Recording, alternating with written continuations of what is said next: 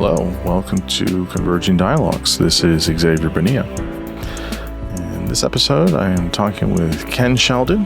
Ken is a distinguished professor in the College of Arts and Sciences, Psychological Sciences Department at the University of Missouri. Much of his research focuses on motivation, goals, psychological well-being. He's very active in the positive psychology domain, and has also looked at what makes us happy, studying happiness. And so he's been doing this for quite a long time, and he's quite the expert here. He's written a handful of books, and the one that we talk about that's just come out recently is called Freely Determined: What the New Psychology of the Self Teaches Us About How to Live. And that's what we talk about. Now, when I read the book, I wasn't too sure what his angle was on it or whatever, and so he has a different perspective than I do on free will. And that was very wonderful to get on the podcast because, again, as I've said before, I really enjoy talking to people that see things differently than me, or we have disagreements. And so it was very pleasant, very collegial. It was very nice how we talked about it, and I learned a lot of things in the conversation. So it was really wonderful. We talk about why we should study free will to begin with. He talks about the three horsemen of free will and determinism. So reductionism, predeterminism, phenomenalism. We spent some time talking about the grand hierarchy of human interaction, which was really interesting. It was really, really interesting. I really enjoyed reading it in the book and then talking about it in the conversation, and just trying to see how understanding free will, where it is on a kind of hierarchy of things. And where some people emphasize one aspect of that hierarchy, but there's other pieces to it. So that was really wonderful. We talk about the illusionary aspect of free will. We talk about, and we agree on how the self is a type of illusion, at least in one sense. He spends a lot of time talking about self-determination theory and many of the other sub-theories under it. So that was really wonderful, very, very informative. And then we talk about the symbolic self. Again, this was really, really wonderful to get a different viewpoint about free will. I know many people, enjoy this kind of debate and talking about determinism or free will, and people really enjoy that kind of debate. I tried to stay away from that mostly just because, I've heard other people do that, and it just gets bogged down into just terms, or just, you're saying it this way, but I mean it this way. And I wanted to really understand Ken's perspective, which I think I do, and learn something from it, which I definitely did. And so hopefully the conversation feels productive. It definitely was for me. He's a wonderful guy. I really, really enjoyed talking to him. Just really genuinely nice, obviously super smart, and has a really good handle and a wonderful way of explaining all of these things. And really was just a delight. As always, you can find this conversation and all the other conversations at my free Substack at convergingdialogues.substack.com. So give me a subscribe there and everywhere else. And now I bring you Ken Sheldon.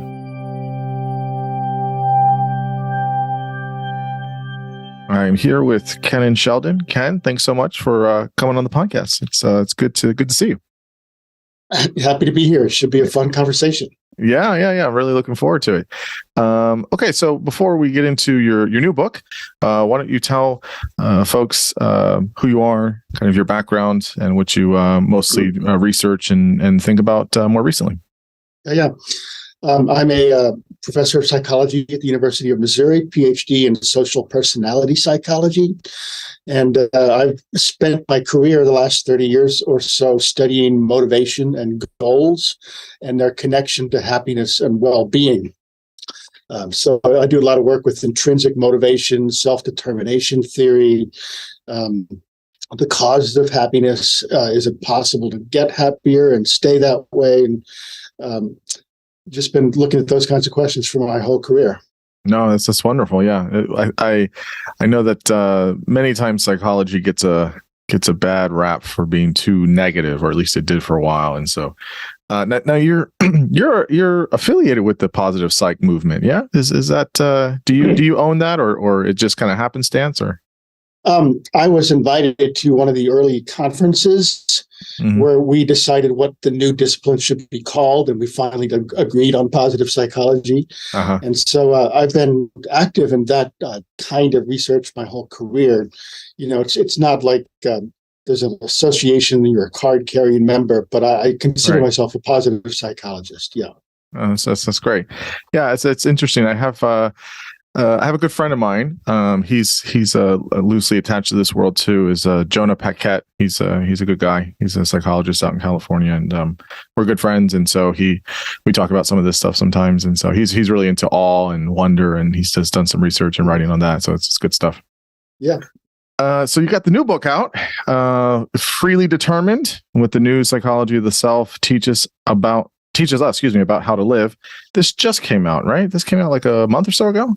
November 2nd. Yeah. Oh, not even. It's very recent. I remember seeing it was popping up, and I was like, oh yeah. And I know I was getting you a little bit after it came out. So yeah, this was super interesting. So I have to say, I wasn't too aware of what I was getting into, right? I saw the book. It looked interesting. I was like, okay. And so it's funny because like probably about the first half of the book is kind of about the free will determinism argument. Oh, that's interesting.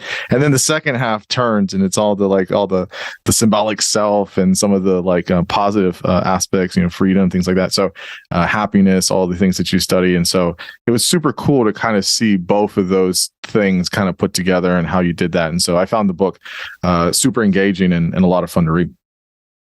Thank you. It was what I did during the pandemic. Yeah, we're getting a lot of those now. We're getting bands that are making these double albums, and we're getting books that are really big or other concepts. We're getting all kinds of different types of content from the pandemic. So it's very interesting to see all that. So okay, so let's start with kind of the first kind of bits, the first half of the book. You talk about free will and determinism. So we can talk about the three horsemen, but I guess of determinism, but before we do that, what is it about? I mean, these topics really kind of get people pretty animated. If you're in a religious context or if you're in a non-religious context, just people have ideas about, determinism or free will and all the various, pieces there. So why do you think looking at this or studying this is so consequential and important? Well, I've been working with self-determination theory, which is probably the world's most elaborated, well-supported theory of motivation. And it's all about the experience of autonomy, the experience of owning your behavior, of choosing what you do, of being the source and origin of your own behavior. And so it's kind of a natural question to go from, okay, that's an important feeling to have, but is it real? And that free will question is one I've been thinking about my whole life because I've argued about it with my dad on and on and on since I was a teenager. And I've always kind of felt intuitively, like most of us do, that free will is it's in some ways obvious and undeniable. We're going through our lives, we're deciding what to do moment to moment, and then there's consequences. And it seems sort of obvious, but then you put it into the scientific context of, even in psychology, we're trying to explain and predict behavior, which implies that it's predictable, that maybe it was always going to happen that way. And I don't think that's true. And that's one of the reasons why it's so hard to predict behavior. Even in my own research, I rarely predict more than 10% of the variance in a study. Mm-hmm. So I guess why do you think this is something that just gets people going, right? People have, they take kind of these stands on this stuff of like, no, of course everything's determined. And, of course, of course we have free will. We have autonomy and freedom and choice and response. Why do you think people kind of take a side here on this? Well, I think it's a little bit of a personality difference in how people see things or prefer to see things. I do talk about in the book some of the motivations for having the determinist perspective. And one is maybe wanting to have the faith that everything makes sense, even if we can't understand it. And once we know enough, then we can predict everything. Or maybe another motivation is that it feels like the smartest or most scientifically sophisticated way to think. And we want to feel like we're, one of the smart people. Or maybe we just don't want to be responsible for the screw-ups that we might have, and believing in determinism might be a way to kind of get ourselves off the hook. So there's a lot of different motivations for really either type of belief. And of course, that's kind of separate from the question of which one is true. And in the book, I try to make a case that that free will is true. And I'm not dogmatic about it, and I know that I won't convince a lot of people, and that's fine. But I just wanted to lay out a certain way of thinking about it that is plausible, and to at least cast reasonable doubt on determinisms. Like, the case is not closed. We're not really sure. So now let's look at some of the practical consequences of believing in one or the other. Mm-hmm. Mm-hmm. I definitely want to hear you lay out your case. I definitely am not too much of a believer in free will. I'm at least very agnostic about it. So we'll see where the conversation takes us. So I want to get I like the way you put it. So you're talking about these three horsemen of determinism. So there's reductionistic, materialistic perspective, predetermination, and epiphenomenalism. Can you just explain those three? We can take them slowly if you want, but just kind of explain them and what they're about. Well, I should first say that these are old ideas. They were the three ideas that Christian List focused on in his 2019 book. He's a philosopher who's been arguing for free will as well, and his book is called Free Will is Real. And these were the three arguments against free will that he addressed, and I also addressed them in my book. Before I get into those three horsemen, I just want to quickly say what his argument is, because mine is essentially the same. Okay.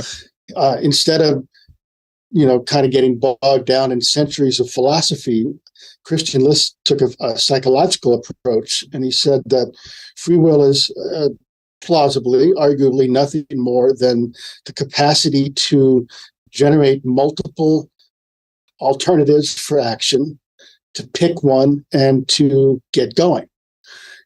So we just have to think, what do I want to do? And then 3 or 4 things pop up, and we say, I'll do that one.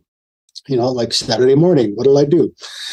And it sounds very commonplace, but on the other hand, what more perhaps could a free agent want than the capacity to think about what it wants and make a choice and then start moving towards that choice?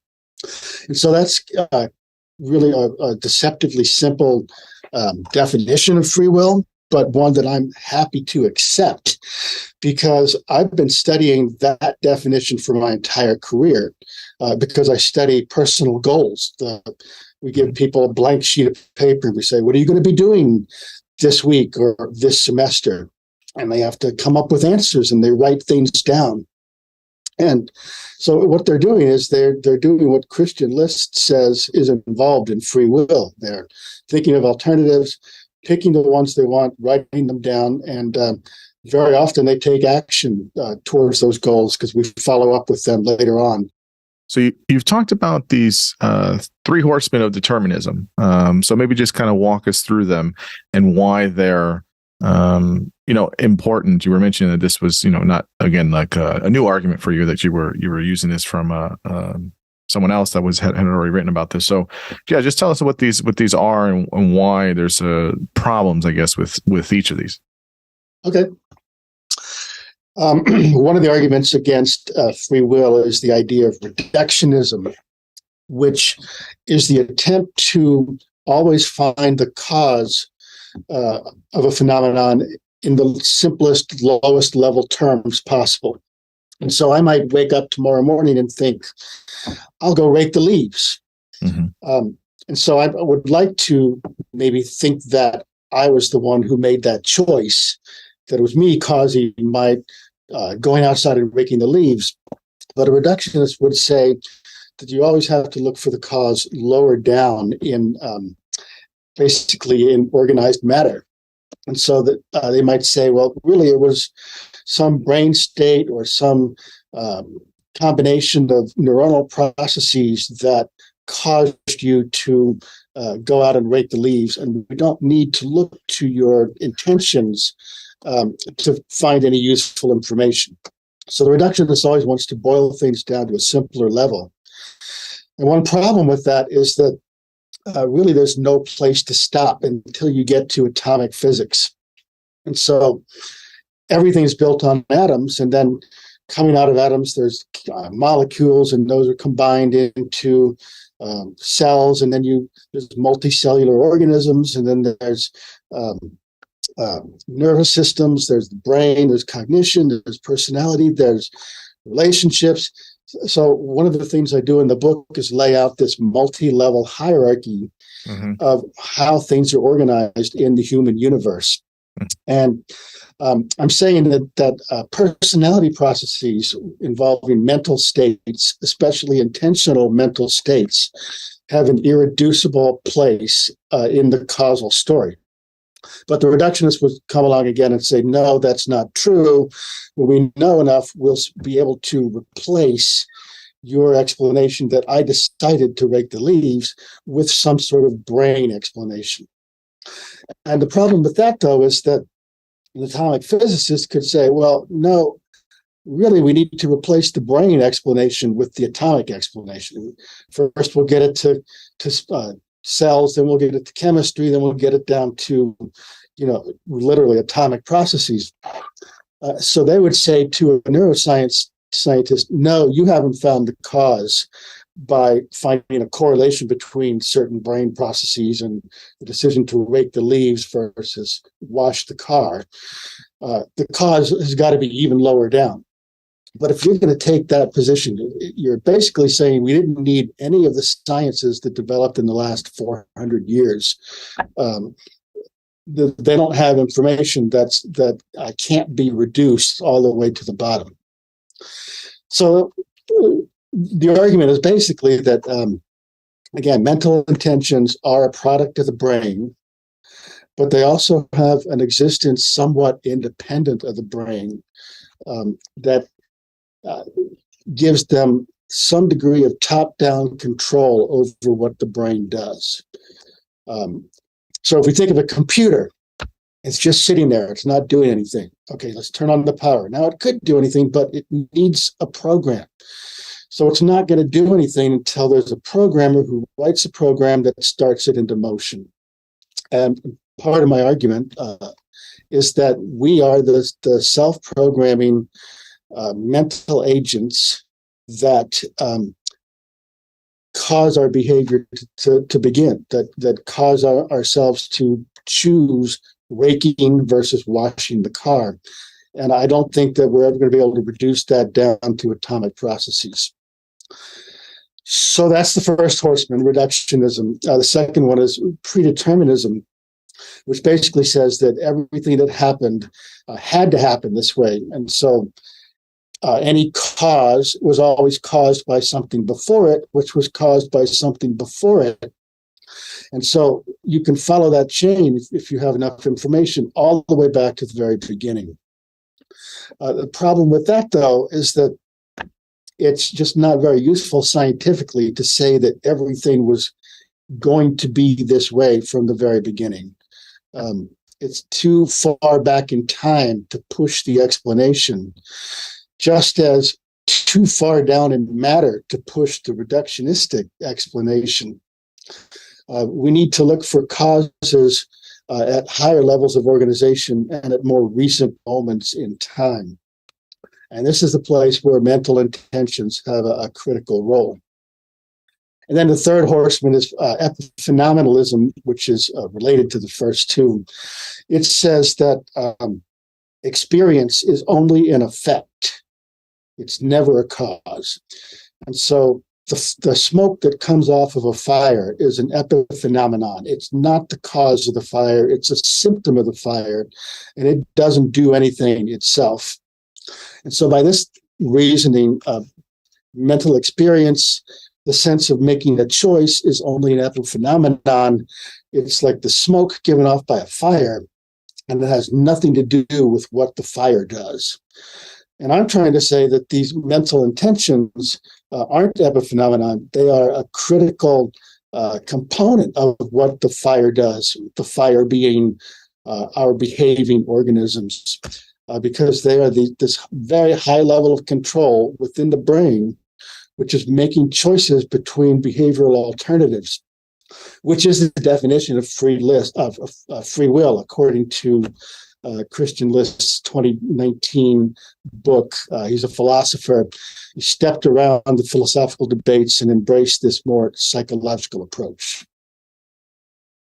So I definitely want to give you a lot of runway for kind of the model you have for explaining free will. So this is kind of more about determinism.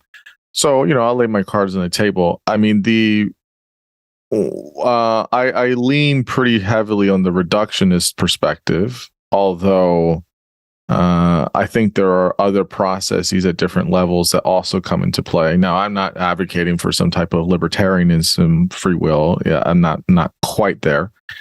But yeah, I mean, I guess my thing is that I don't think that it's because you don't know what you're going to choose, right?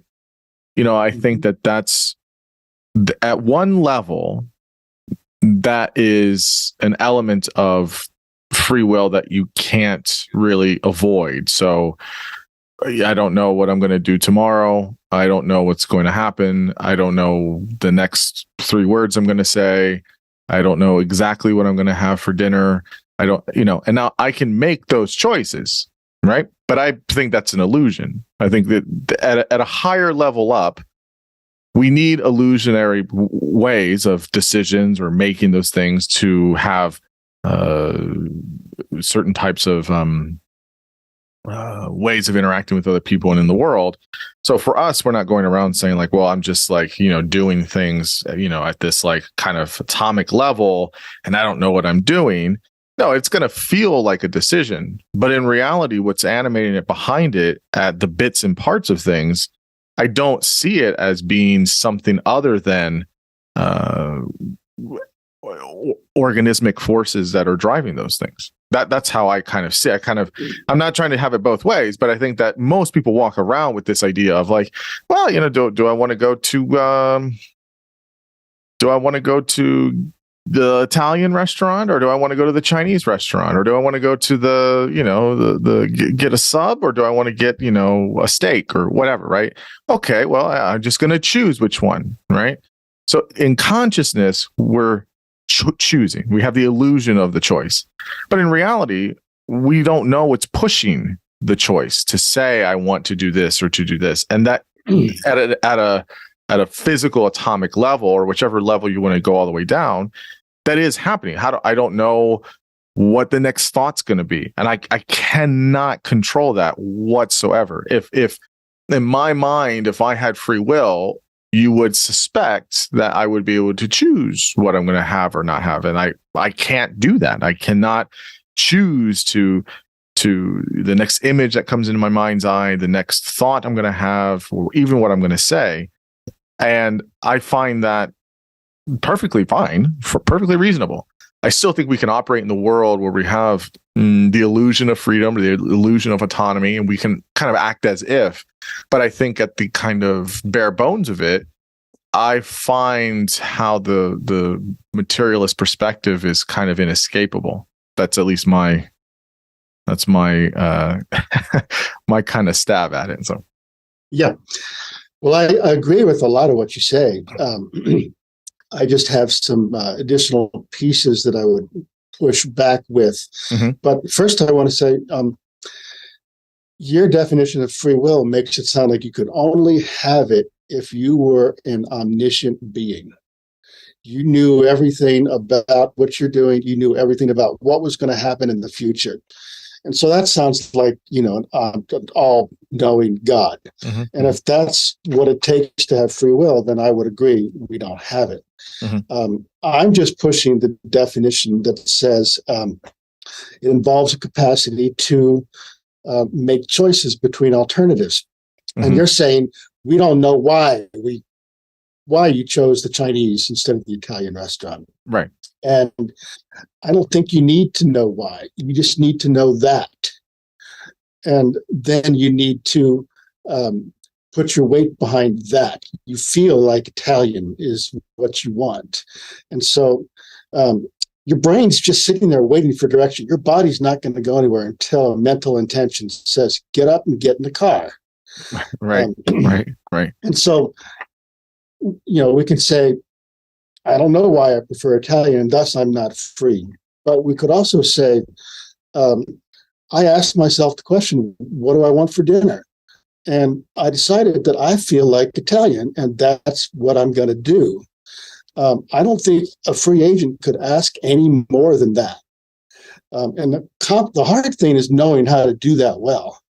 And so the book, towards the latter part of the book, transforms into, I hope I've convinced you that you sort of have free will by for the reasons I've outlined. But now the real problem is we don't know how to use it. So, maybe we'll get to that later. But here's one thing about it. You're saying your experience doesn't do anything. It's just an illusion. Why would the brain evolve this incredibly expensive metabolic capacity to imagine that it's living in the world, making choices, if that doesn't have some functional role in what we do and how we adapt? And this is one of Karl Popper's main arguments, his three worlds argument. People see that as kind of far out, but I just wrote a review paper arguing that his three worlds and my perspective are very similar.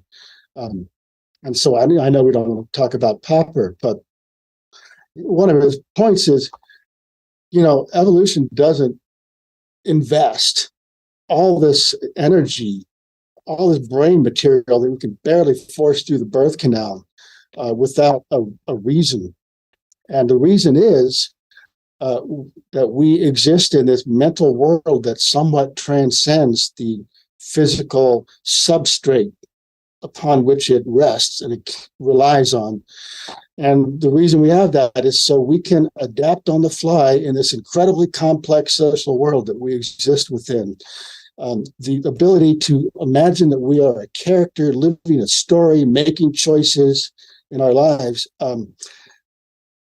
is actually true, because when we do that, our lives go better and we adapt. And so to say that that's all a delusion because science says, nobody has proved determinism, not even close. You would need a perfect predictive model to do that. Sure. And I get the scientific worldview. I'm in that worldview. But I think we have to respect that we as sentient agents we're thrown to choose. That's an existential term. Sartre said we can't help but choose. And I really think that's more the case. The problem is that we're determined. It's that we're too free to make bad choices. So that's just a pushback. Yeah. I'm definitely familiar with Sartre's argument. It won't be a surprise I don't agree with him. Right. But so 2 points I wanted to say. So yeah, I think that there is something really important about believing that you're choosing something. I'm choosing to, pick up the pen and then to set it down. Like there's that's a not so consequential thing, but if it's like, do I buy this car? Do I buy this car based on all of my, I don't operate in the world of like, well, whatever's going to happen, whatever, I'm just following the strings along. No, we do act as if, we are making choices. And I think that's a good thing. I think there's a space where that illusionary thing is important. I think that at a fundamental level, though, we don't know why those things happen. What's the next thought I'm going to have? Why did I want to pick up the pen? And why didn't I pick up, my glasses instead? Yeah. I don't think we have to know the why. I don't think that's important necessarily. We don't need to be omniscient to have freedom. Yeah. I don't think we need to have that, but I do think we have. My view would be we should respect the fact that there are, you could say, from one perspective, unconscious processes, and from another perspective, you could say there are kind of this physical material processes that are going on that we aren't going to know the origins or why, but that they are, and that a pure free will probably doesn't exist in that way. But how we maneuver in the world, we basically function that way. Why that's the case, going to the second point of evolutionary speaking, well, I think that I don't have a good answer, but I think from an evolutionary perspective, if you think of like, Zahavi's handicap model, right? Where, this whole thing of like, his idea was, why would it be that, the peacock's plumage has, it wears it down. It's basically dragging half its body. But on its signaling. Yeah. Right. It's the signaling piece, and it's for a major function of sexual selection. So, okay. So when you follow this all the way up for humans and how we have evolved brains, I think there's a really good argument to be made. Now, you want to be mindful that it's not like a kind of just so story, like, well, this happened, so we got to find something to connect it with. Sometimes people do that too easily. But I do think that there is something to be said about certain aspects of status and signaling that can be said about the intention of the author or the person, the subject, or and how we create art or the aesthetics or how we're able to use language or things like that.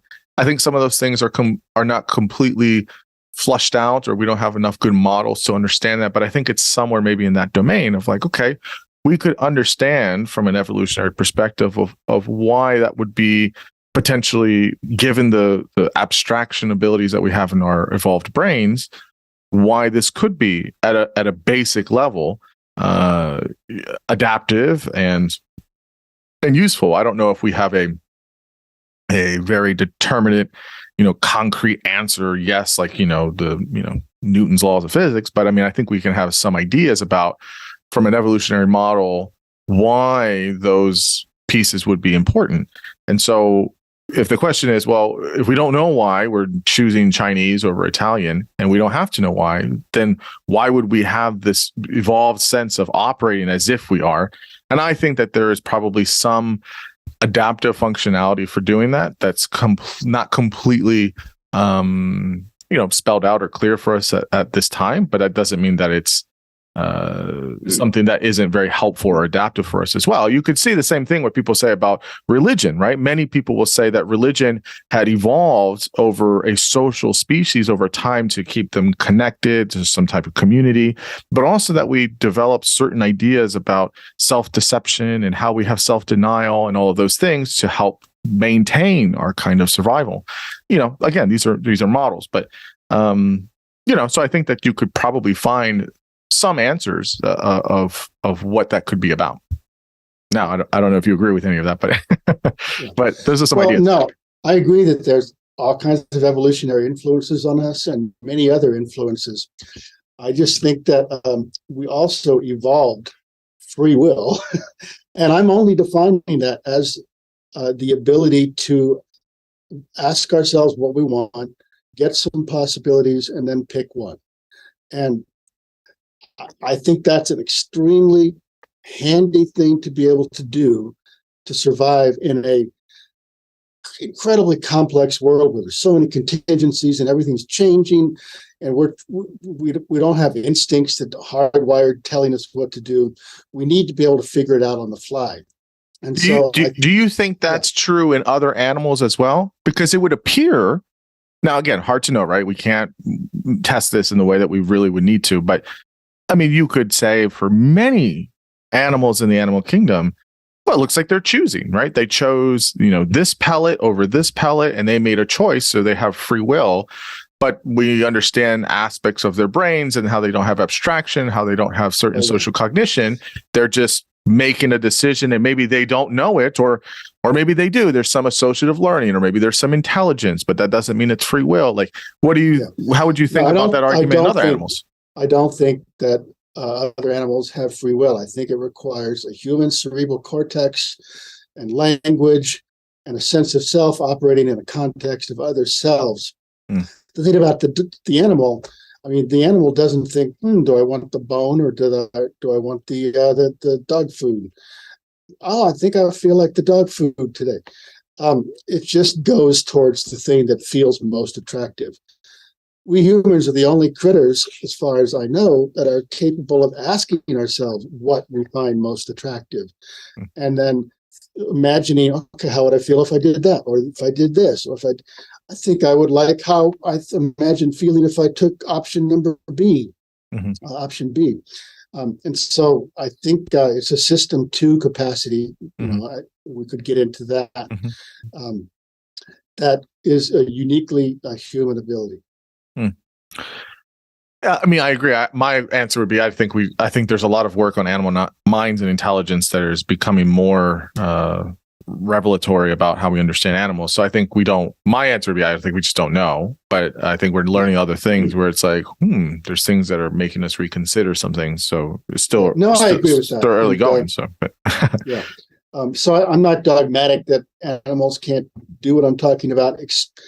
I'm just coming back to this definition that I'm working with, which is capacity to ask yourself what you want, get 2 or 3 or 4 or whatever alternatives, and pick between them. And I don't think that animals do that, but I could be wrong. Yeah. We align there. So, okay, as you mentioned it, so I think it'll be helpful here. So you're talking about this grand hierarchy of human reality, which I thought was an interesting and important framing in the book. So that there's different functional pieces at each level and how we think about brain processes. And so kind of just walk us through briefly what that grand hierarchy of human reality is. Yeah. All right. So I was watching you as you asked me that question, and you were kind of waving your arms, getting the words out. And what you were was a giant pile of atoms.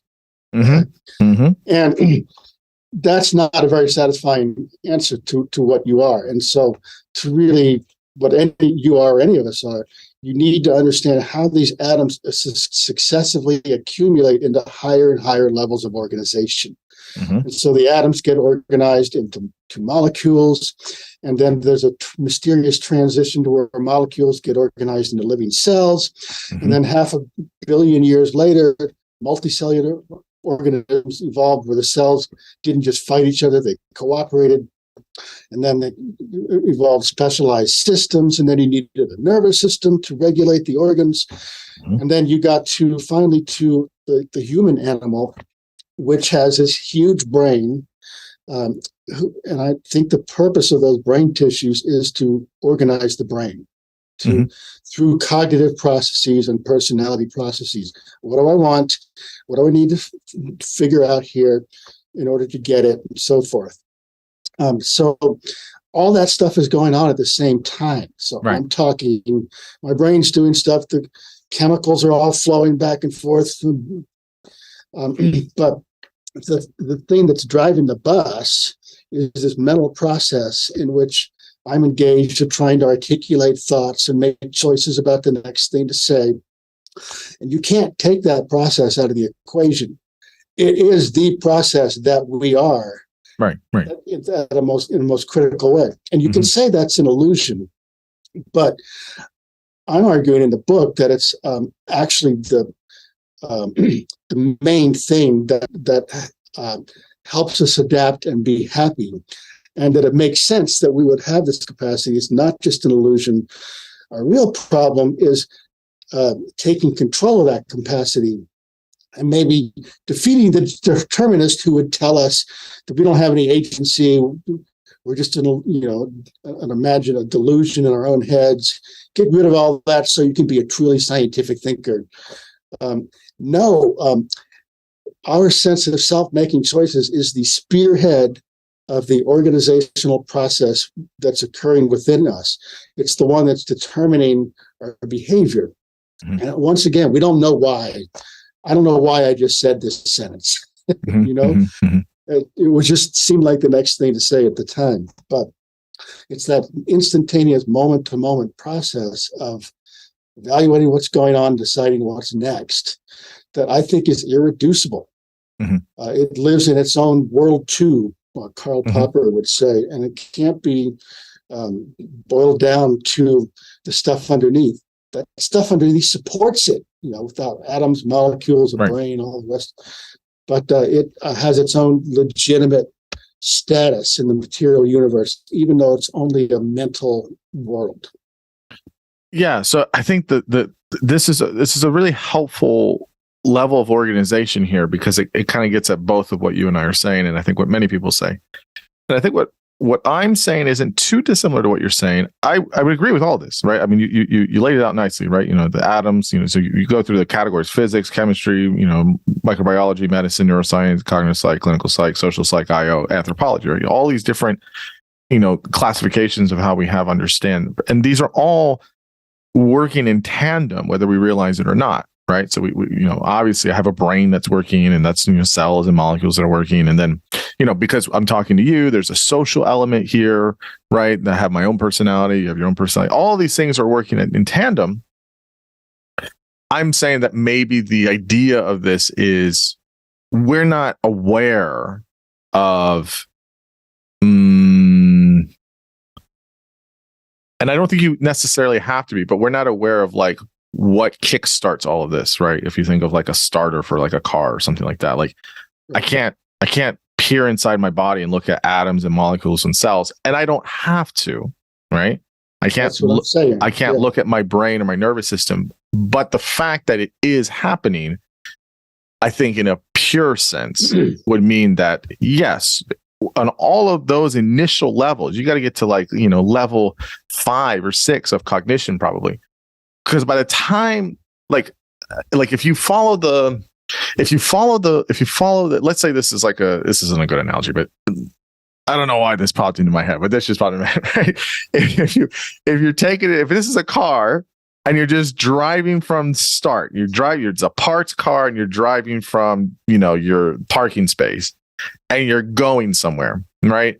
And this car is going through atoms and molecules and cells and tissues, and then a brain and a nervous system, and then it gets to conscious awareness. So it's already driven like half of the way, and that whole process of what's going on is what I'm saying is we aren't consciously aware of that, and those are things that are going on. And at any certain one of those points, it could have gone here or here or here or here or here. Absolutely, and we have no.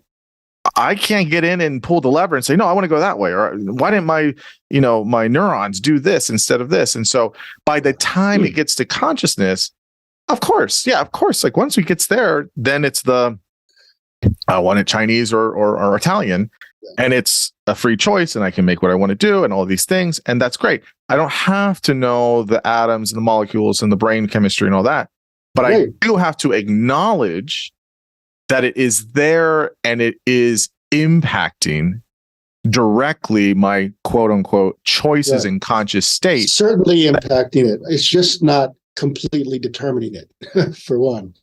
Okay. So you would say, but I yes. Well, let me say this. Yeah, go ahead. One thing about this organizational hierarchy is that each level is slower than the one below. Sure.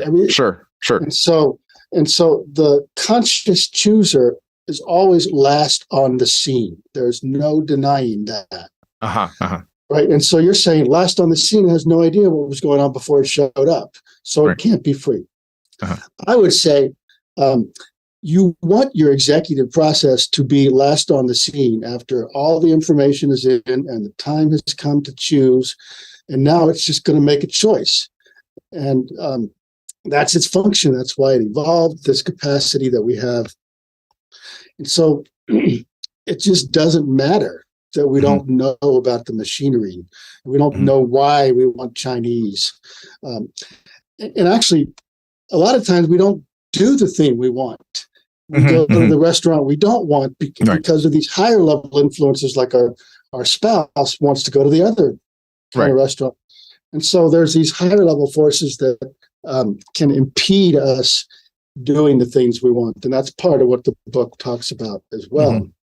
But I mean, the main point is, yes, we're the last ones on the scene, but what we are is an executive process involving a whole bunch of brain networks, the salience network, the central executive network, the default mode network, and they're all acting in a coordinated fashion. And the action is very often being driven by a process that's conscious in which we say, I wonder what I want.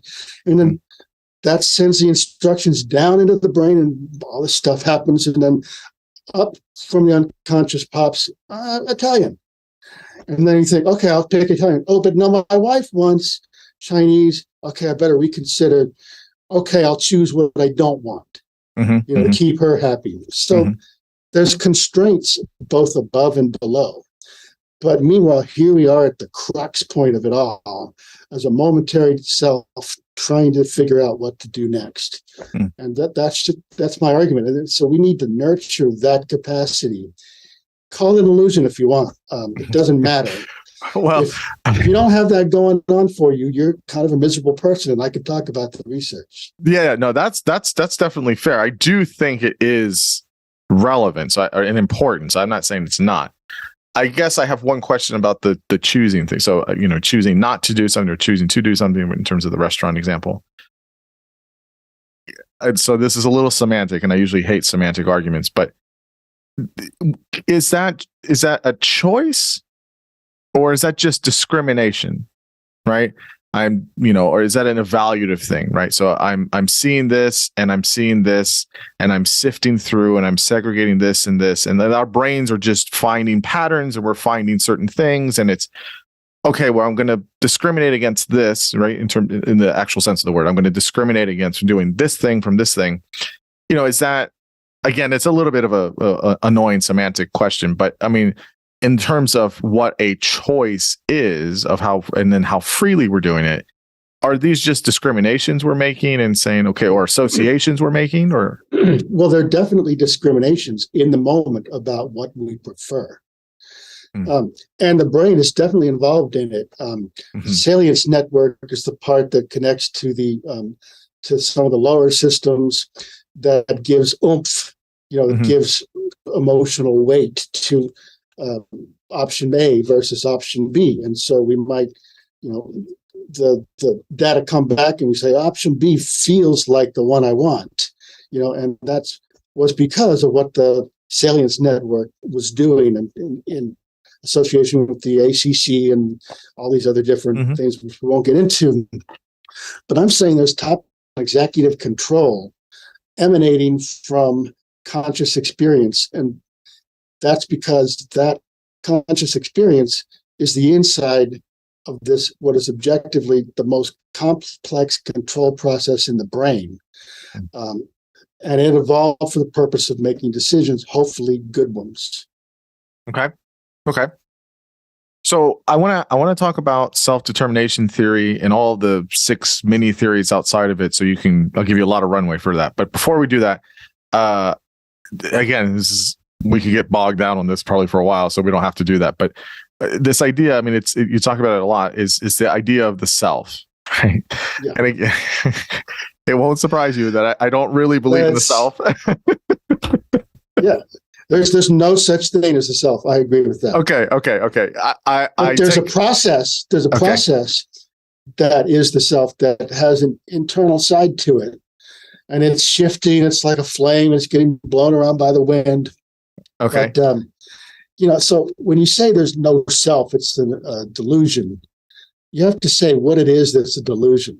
And I think the delusion is I am this tangible homunculus squatting in my brain somehow that's unchangeable with an essence. Right. And I would totally agree that is not true because we're very evanescent, let's say. Yeah.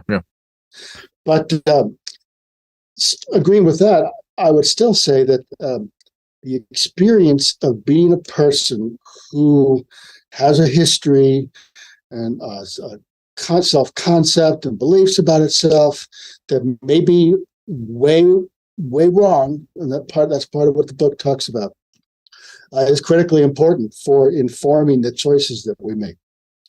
So if we take some guy, let's say he's putting tattoos all over his body. He's slowly tattooing his whole body. I'm about halfway there, so. So why does he decide to get a new tattoo, and what does he decide it should be of? Well, it's not just a cognitive process. It's, this process of consulting the possibilities in line with the current sense of identity and what do I want in some deep way, or maybe in some more superficial ways. And those weight the options in such a way that we ended up choosing the option that we think will best satisfy and develop this undoubtedly illusory in some deep sense, sense of being a self that we live within. So I think we got to get beyond the self as a thing. And of course, there's no such thing as the self. It's the self as a process, and it's critically important. Yeah, we fully align here on this. I totally agree. There is an idea of the self, but this idea that it's a driver in the vehicle and it's, turning the steering wheel and pushing the gas and the brake is just, we don't have a person living internally within us, moving this stuff. In fact, we have, if you take like a kind of Rogerian approach, we have this congruent and incongruent selves and things like that, right? Like, we have all of the things about us that make up who we are is the self, right? Like this is a kind of this total kind of gestalt kind of thing, right? Like all of these things that we are, our personality, our temperaments, yes, our choices, if you will, our behaviors, etc. That's all part of who it means to be us, right? I think it's, I liked what you said. What did you say? You said, what is it? You said it last there. It's kind of like a sort of like a flame that kind of moves or whatever. Yeah, flickering. It's kind of like that. That's how I see it as well. Right. But I'm trying to say that the self is in the moment, right? So it's being constructed in the moment by the brain, and it's being informed by its enduring self-concepts and its narrative and all that. It's also being informed by what's happening out there in the world at that moment. Yeah. So we're constantly constructing the self anew, I think. That is, it's really a small subset of everything that's in the mind. It's sort of you can only keep 7 things in mind at once. So the momentary self is just kind of a snapshot of the whole organism. You could use that word. The only thing I would say there is, I think I mostly agree. I mean, I definitely think that there's a kind of an ever kind of shifting kind of thing, but there are, I think, things that are concrete or tangible about who we are. I think it's kind of like the idea of like you have like kind of multiple core schemas, and then we have peripheral schemas, things like that, right? I'm forgetting the theorist who cited it this way. It's social psych stuff, but I think there's something. Maybe. Yeah. I think that there's these ideas of we have a kind of core that's kind of less changeable. I mean, there are things like this is a little meta, but if I think about what it means to be me, well, I've just been me since I was 5 and 6 and 7 and all these things, and I just keep evolving through time. My body gets bigger, I get taller, or whatever, and then I have experiences and I have all these things, but there's like the personality, temperament aspects of me are mostly unchangeable. I mean, it's not, there is personality does change a little bit over time, but that there's a core there. But you're right that as we're in present moments, we're constructing this kind of self. It's kind of like I don't know how to explain it, but there's a way in which it's always kind of, it's not static, it's moving. It's always kind of like shifting in ways of around a kind of core, I would say. Right. And what you were talking about, the core you were talking about, I think we would call that identity.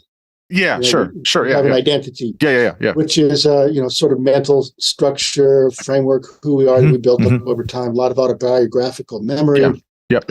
And identities are important, but the only thing that really matters is what we do in the present moment.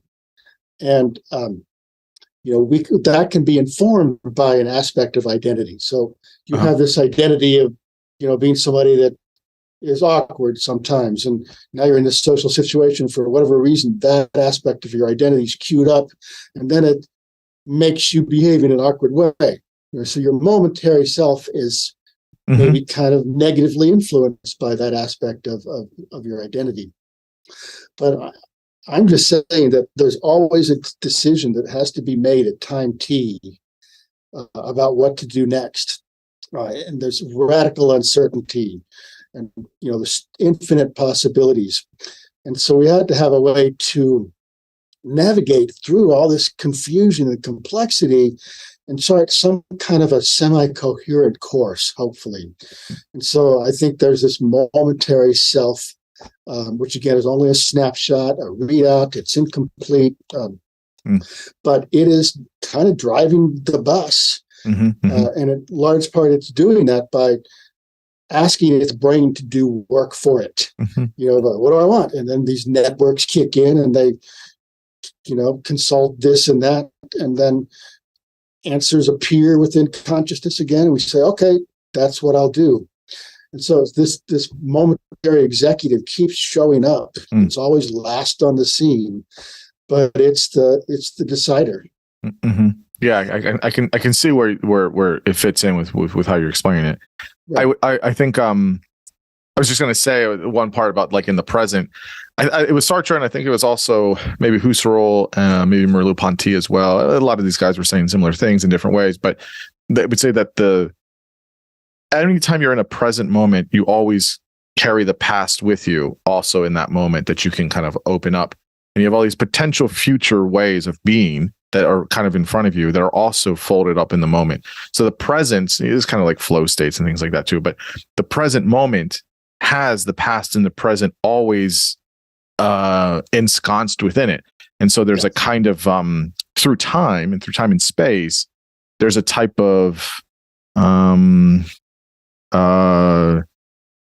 guess like a kind of constancy of sorts that those things are kind of always there. It's not like we just pick up the past and then kind of plug in at that moment. Like it's just kind of there, and we might unlock it, we might not, but the present is a kind of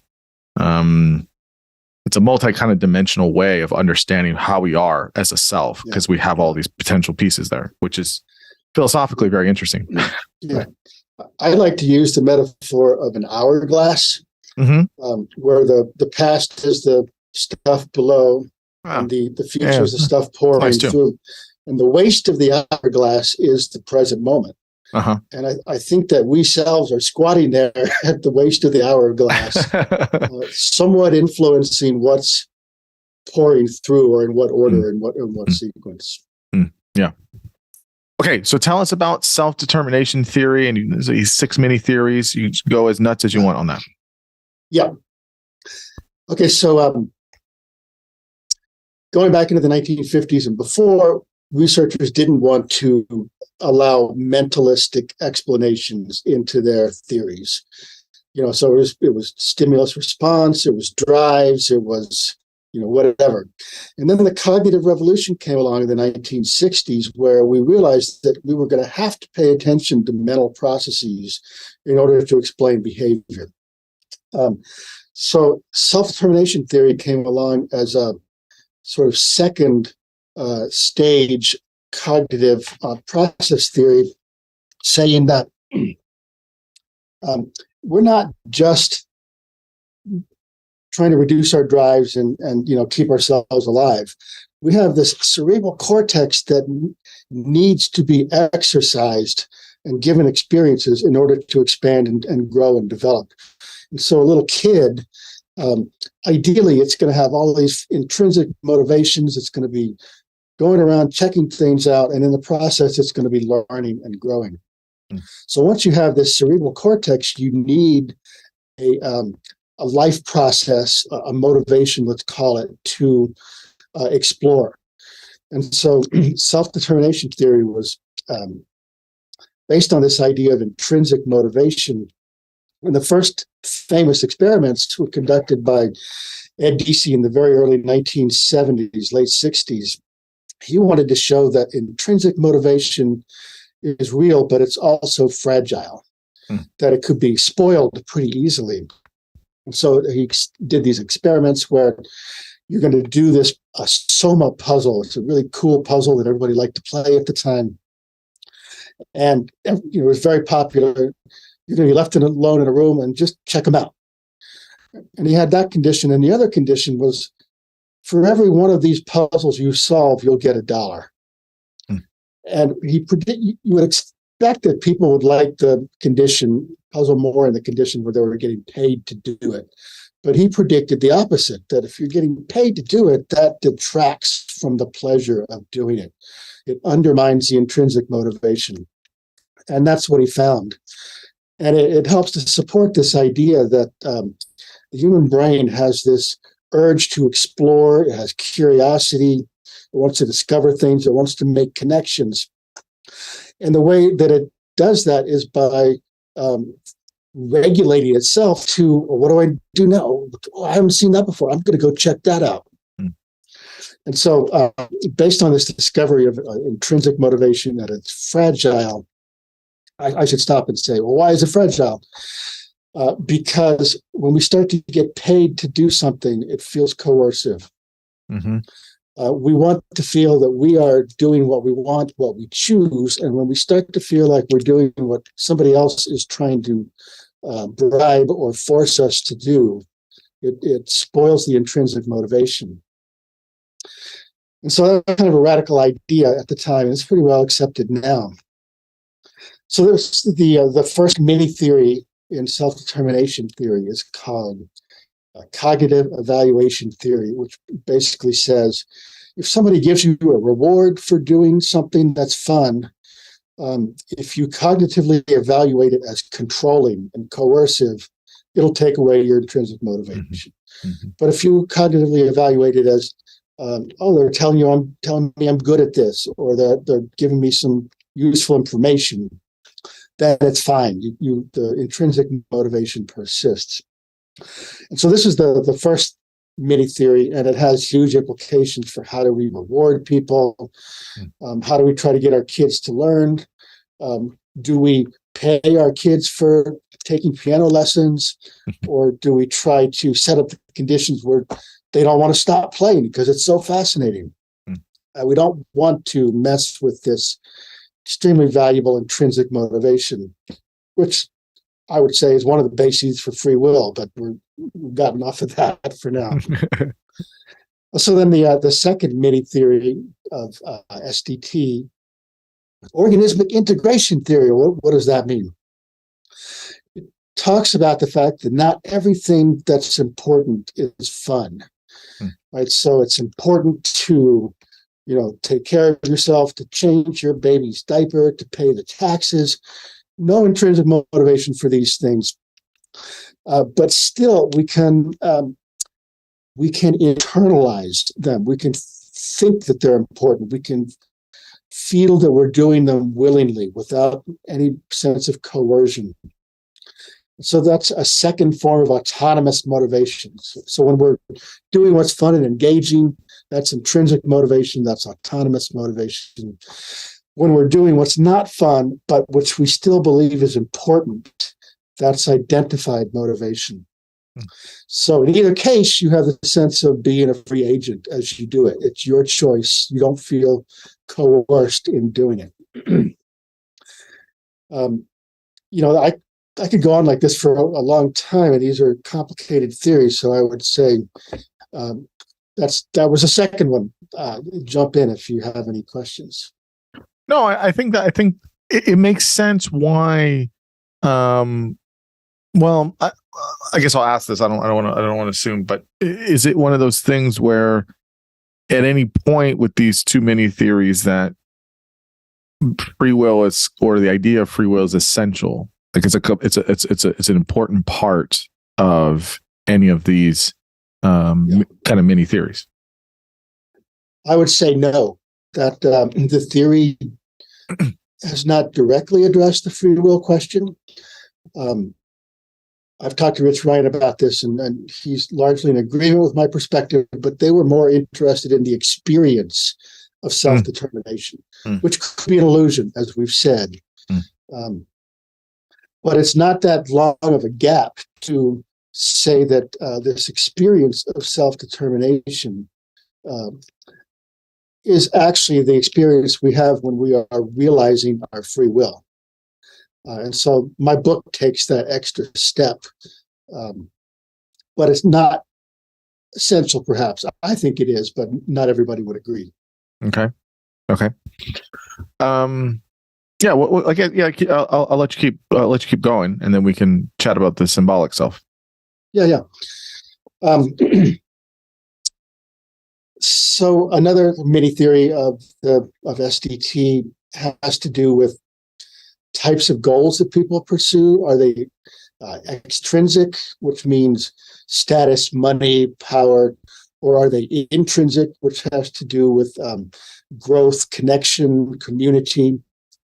The finding being that intrinsic goals are more conducive to people's happiness and well-being, that we're really sort of better off from a happiness perspective if we are trying to connect and contribute instead of trying to amass a big stash of money or get a lot of power.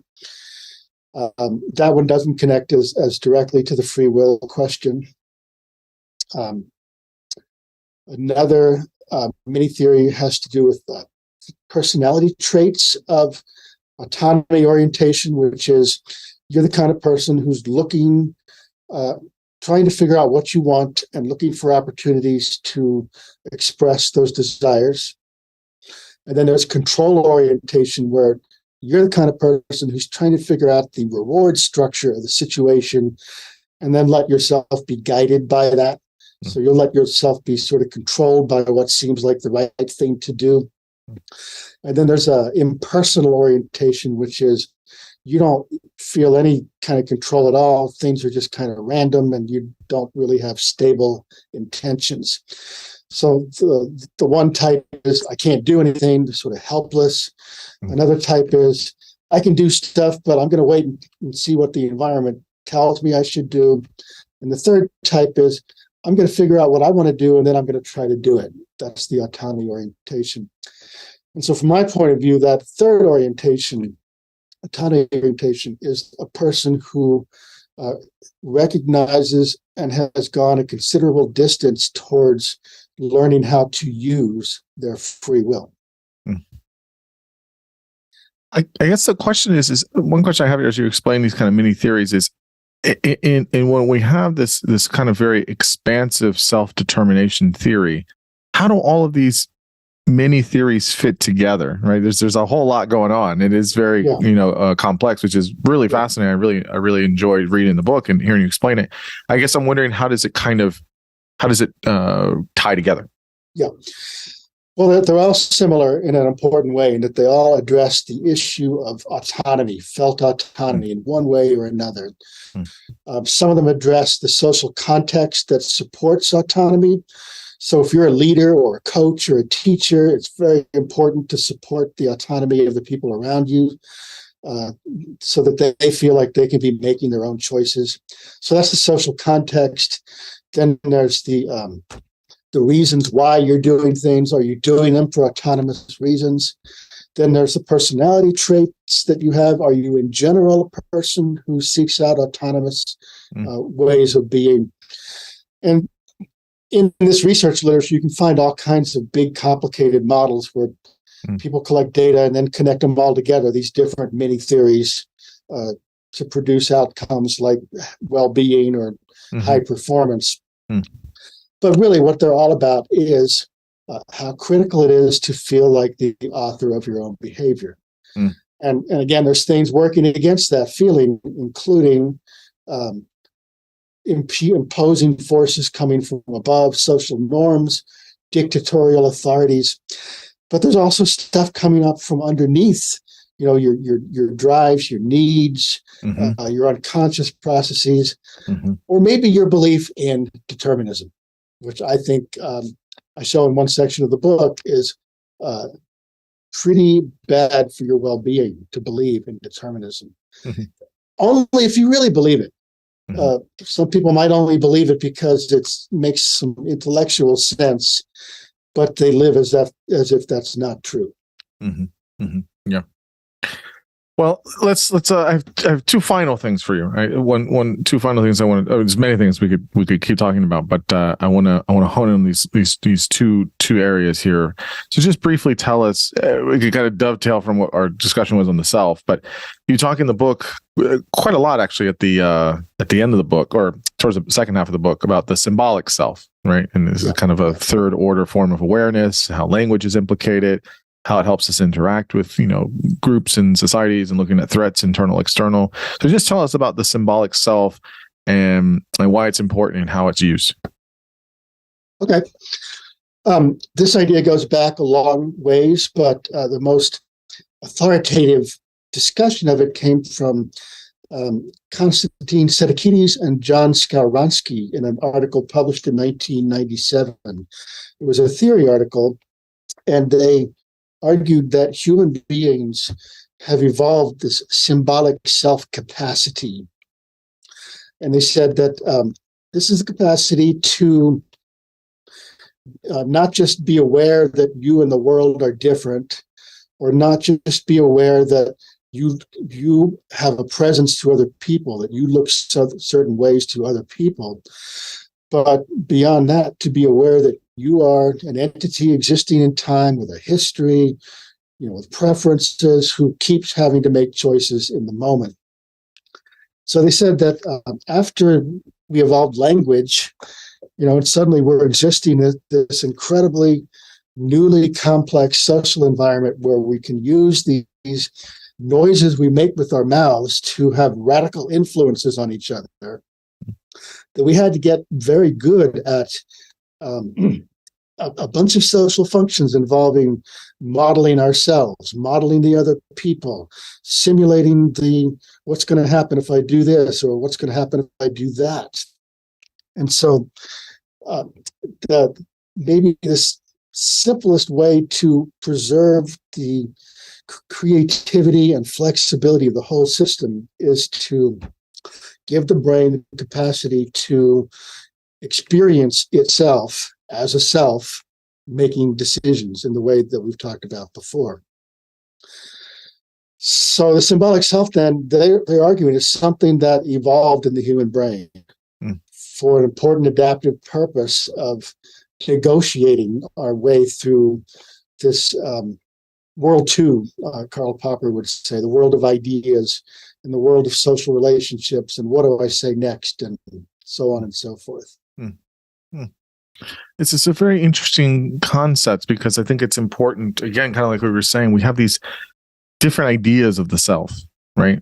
And how we think about it, but how it actually is. And it's interesting when you talk to people, just, maybe socially, or, when I talk to people in clinical practice, they have all these ideas about who they are and what they are, or what they should be. And it's just interesting to really, conceptually, the idea of a self in one sense is really abstract, but it's also super concrete because it's us. And it's such such a strange paradox there that's just kind of walking about, and it's a hard thing to it's one of those weird things in life where it's it's very abstract, but at the same time it's real and it's alive and it's present. We can feel it and touch it and sense it, and it's but what is all those things? And it's a very so if you sit down and think about it for a while, it's a very strange kind of thing.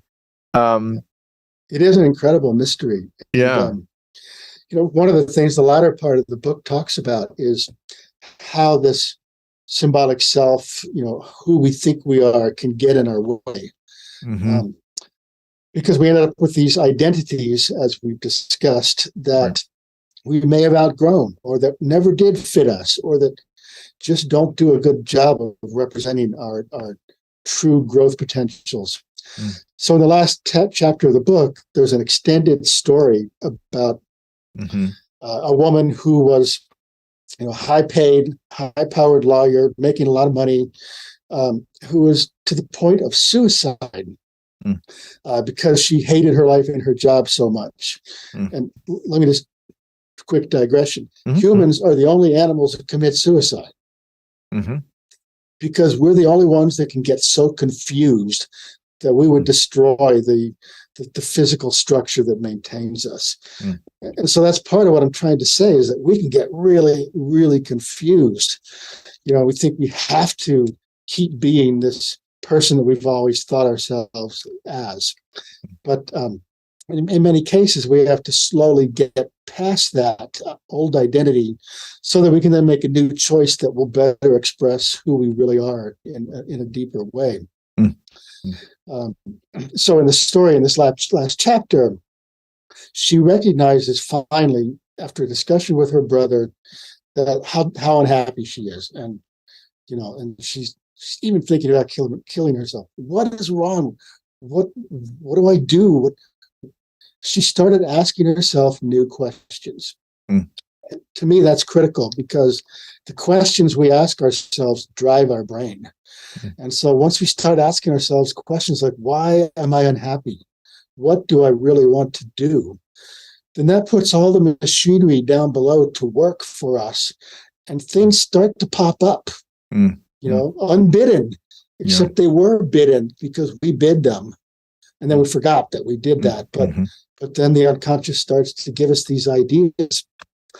In the story, the woman, just one day in her office, the image of somebody she knew way back in college popped into her head, and she hadn't thought about that person in decades, and she forgot about it. And then the image came back again, and she looked the person up and found out that person was doing work that was the kind that this woman in the story originally intended to do when she went to law school.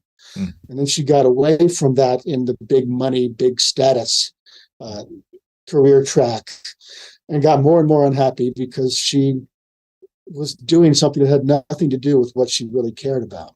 Mm. And so her unconscious mind presented her with this insight, and she had to recognize it, like, wow, maybe I'm trying to tell myself something. Mm-hmm. And she had to then she looked the person up. Finally, she reached out to the person, and she ended up changing her job to go work with this very old friend who she hadn't seen in 30 years. Very fortuitous in her case. But the point is, and this ties back to the free will question, is that consciousness is involved in adaptive processes because, it has to become aware of what it's feeling and then take the next step of asking the question that then sets the machinery into motion to begin to provide the answers.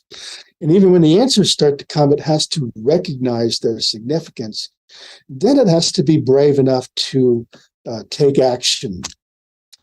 And so there's this weird dialogue between our momentary self and our identities, who we think we are or thought we were. And sometimes we have to transcend those identities so that we can continue Absolutely. Growing. I was just going to say, sometimes there's a kind of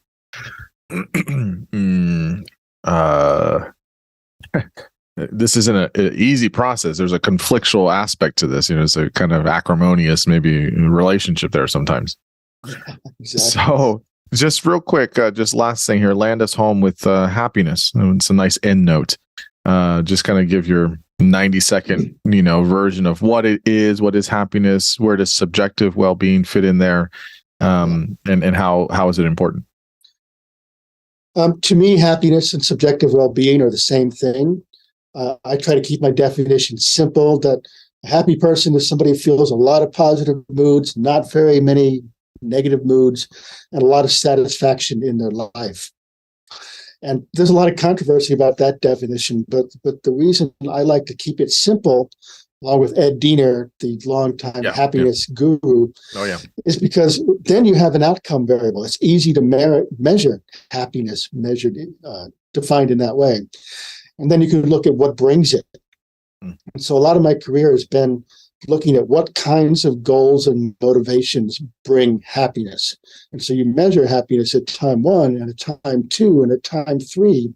And the question is, what makes you go up and then stay up? And the staying up is hard because we tend to regress back because of hedonic adaptation and other factors.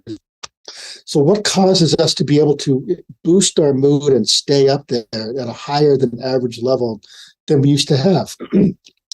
And this brings us back to free will. It's when we are able to select and pursue goals that really express our deeper nature. And so the lawyer who finally changed her career, she became a lot happier because she was suddenly working to express values she had forgotten she even had.